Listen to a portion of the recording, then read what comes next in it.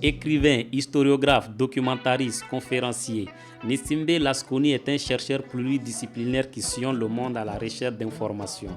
En croisade contre l'ignorance et à la recherche de vérités historiques, Lasconi, défenseur de la cause noire, s'est dit être en mission pour montrer l'autre facette de l'Afrique, celle qui rit, qui gagne, qui innove et non celle qui tend pitoyablement la main pour recevoir des miettes. Dans cette interview, il dénonce sans réserve les maux qui paralysent l'Afrique, mais il demeure optimiste quant à l'avenir de son continent.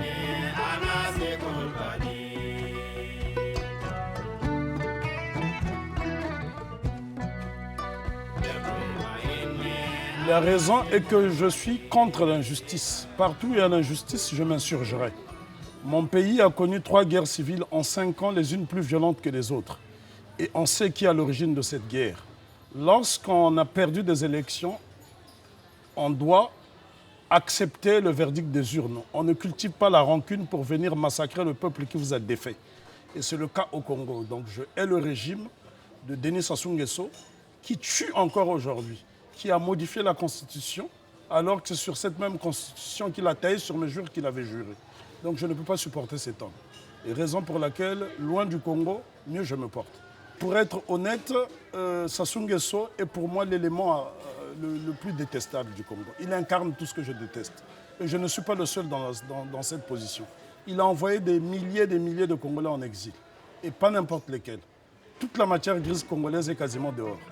Et il m'est impossible d'évoquer même son nom. Je suis allergique à ça.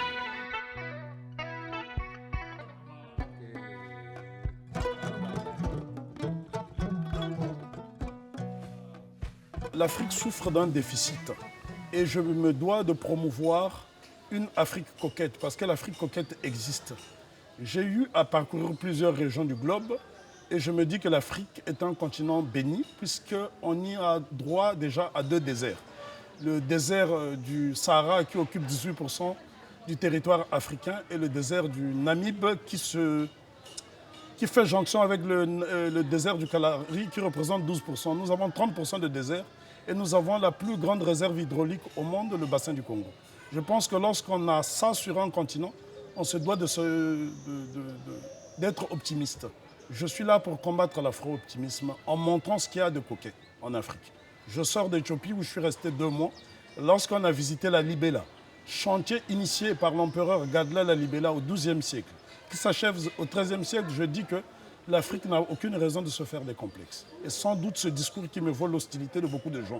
Parce que pour maintenir un peuple sous l'eau, on lui fait comprendre qu'il n'y a pas de vie en dehors de l'eau. Et les Africains ont fini par se complaire de la médiocrité parce qu'on leur a dit que médiocrité et africain rimaient. Alors que l'Afrique est à l'origine des grandes civilisations qui ont éclairé le monde. Pour paraphraser Léo Victor Frébinus, un des plus grands anthropologues de tous les temps, allemand, qui a fait plusieurs explorations, des voyages d'exploration en Afrique, il a dit dans un ouvrage qui s'intitule Le destin des civilisations que l'Afrique est la boîte de conserve des vieilles civilisations. Si un Allemand, anthropologue, le dit au début du siècle dernier, je n'ai aucune raison d'en douter.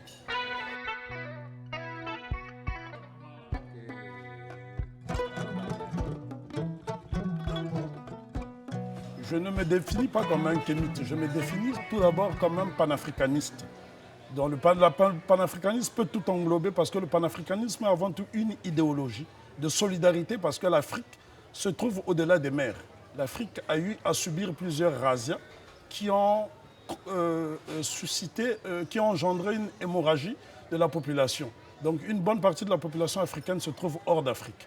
Pour votre gouverne, sachez que le 2e pays qui a la population noire la plus importante se trouve hors d'Afrique, c'est le Brésil, qui a plus de 100 millions de Noirs après le Nigeria. Donc c'est pour cela que je me définis comme panafricaniste. En tant que panafricanisme, je fais la jonction entre le Nouveau Monde et le continent originel.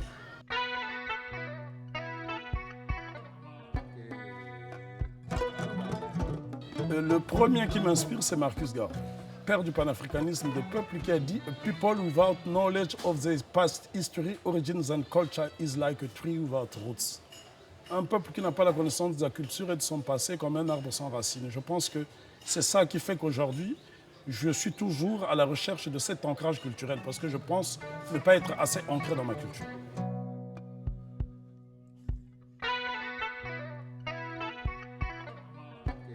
L'Union africaine est une coquille vide. Pour la bonne et simple raison, il y a eu une trahison le 25 mai 1963, date de l'accouchement de la charte de l'OUA, Organisation de l'Unité africaine, défunte organisation qui aujourd'hui a cédé la place à l'UA, Union africaine. La plupart des chefs d'État africains sont des marionnettes et ils n'ont pas intérêt à ce que l'Afrique renaisse de ses cendres. Mais je peux vous dire que la renaissance africaine est bel et bien effective, puisque si vous prenez un pays comme le Rwanda, qui a connu il y a 22 ans un génocide de plus d'1 million de victimes, est considéré comme le 7e pays le mieux géré au monde. Le Botswana fait partie des 5 premiers pays qui a le budget qui consacre un gros budget à l'éducation nationale. L'Éthiopie est un pays qui a connu des famines, une série de famines il y a à peine une trentaine d'années. Aujourd'hui, c'est un pays émergent qui a une économie dynamique. Ça nous donne de l'espoir. Il y a quelques années encore même au Burkina Faso, nous au Congo on cotisait de la craie, des crayons pour le Burkina. Aujourd'hui au Burkina Faso on parle d'autosuffisance alimentaire. Donc l'émergence est là. Je suis un afro-optimiste parce que en parcourant le continent africain, j'ai de bonnes raisons d'être optimiste.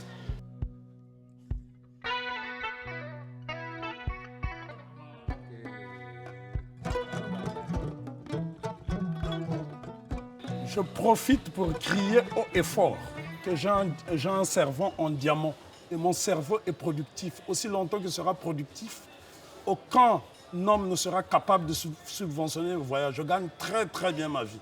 C'est l'occasion de le dire. Je suis chercheur pluridisciplinaire. Lorsqu'on a une plume qui est sollicitée, lorsqu'on est l'un des conférenciers les plus sollicités, je ne le fais pas toujours bénévolement, je suis payé. Et lorsqu'on est payé, lorsque je suis invité par des gouvernements, j'ai notamment fait la Slave Route Project à Saint-Kitts-et-Nevis, qui fait partie des 10 premiers paradis fiscaux au monde. On ne peut pas se poser des questions d'où vient mon argent. J'ai l'une des plus importantes bases de données privées au monde. J'ai plus de bondes que le British Museum et le Louvre réunis. Et les bondes servent à quoi? Vous avez une caméra, vous suppose quelle est la valeur d'une bonde? Et avec ça, je peux vivre aisément. Donc personne ne peut me subventionner pour la bonne et simple raison, mon discours est trop nègre. Et des nègres comme moi ne peuvent pas être subventionnés.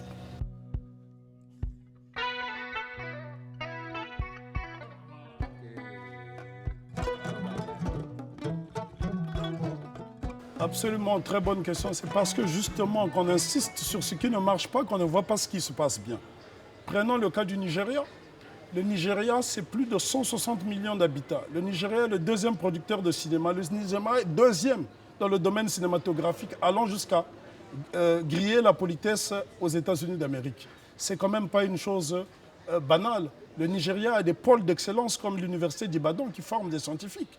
Le père de l'Internet, on ne le dit pas assez souvent, il est d'origine nigériane, Philippe Emigwale. C'est parce que la loi dit que lorsqu'on travaille dans une multinationale, le brevet d'invention au nom de la multinationale, l'Afrique a eu à produire des grands scientifiques comme Abdou Moumouni, qui est malheureusement mort d'alcoolisme parce que en Afrique, on célèbre plus les gens quand ils meurent que de leur vivant. Abdou Moumouni a été l'un des premiers scientifiques à travailler sur l'énergie solaire.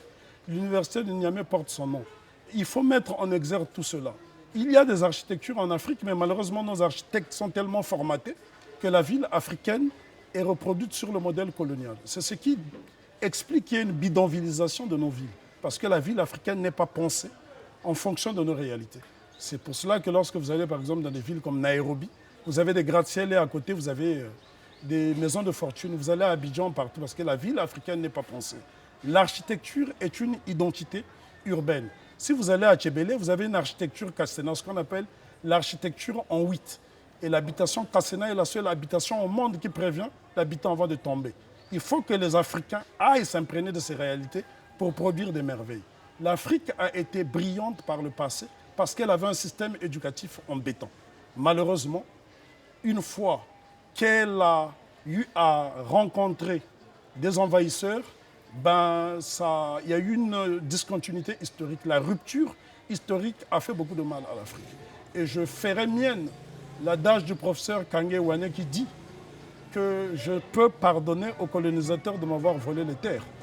mais je ne parviens pas encore de leur pardonner de m'avoir volé mon esprit.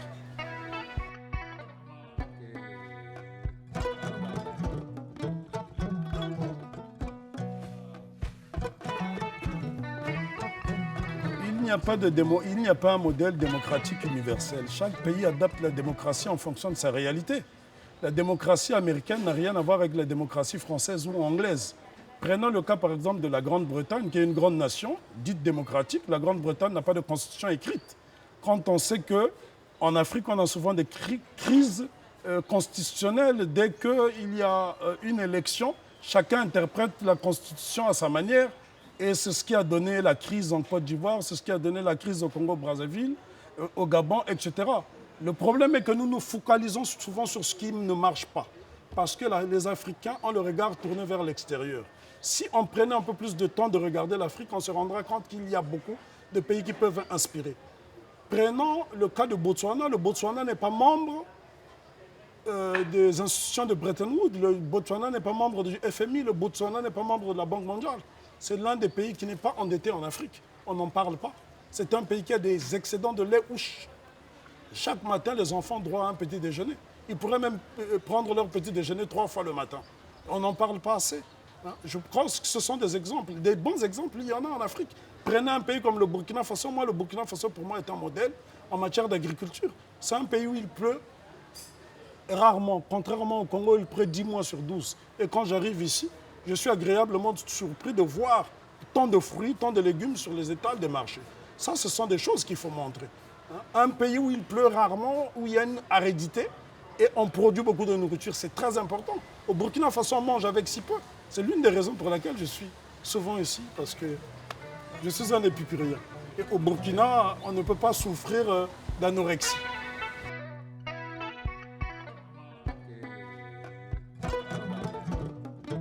Pour être honnête, la politique ne m'inspire rien. Je n'aspire pas à devenir politicien parce que j'aime la liberté, j'aime rigoler, j'aime m'éclater. Lorsqu'on est politicien, tout est mécanique, il faut se contrôler. Je suis trop relax pour être un homme politique. Je n'ai pas la patience d'un homme politique. Je n'aime pas la politique. Et je peux jurer devant votre caméra que je ne ferai jamais de la politique. Je suis trop heureux dans mon métier. Ma caméra me suffit. Je suis tellement heureux. Il y a des fois, il m'arrive même de dormir avec ma caméra. Parce qu'elle m'a fait voyager à travers le monde. 91 pays, dans les jambes, ce n'est pas rien. Lorsque je rentre dans un amphithéâtre et que les jeunes me font une ovation, je ne peux qu'être heureux.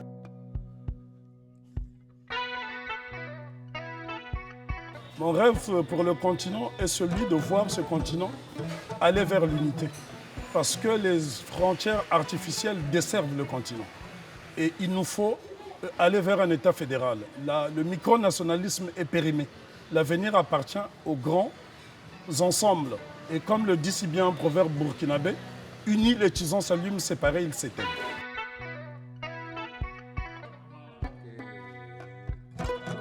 C'est de dire à la jeunesse africaine de croire en l'Afrique, de garder espoir, de se battre. L'Afrique est l'avenir du monde. Ce sont les autres qui disent que l'avenir du monde se trouve en Afrique. Mais l'avenir des Africains devrait d'abord... Parce que l'Afrique fait le bonheur de tous les peuples, sauf des Africains. Il est temps que les Africains se mettent au travail pour pouvoir étonner le monde de demain. Marcus Garvey disait que l'histoire de l'Afrique est belle et glorieuse. Celle que nous construisons aujourd'hui étonnera le monde de demain. Droit Libre TV, la web télé 100% droits humains, 100% liberté d'expression.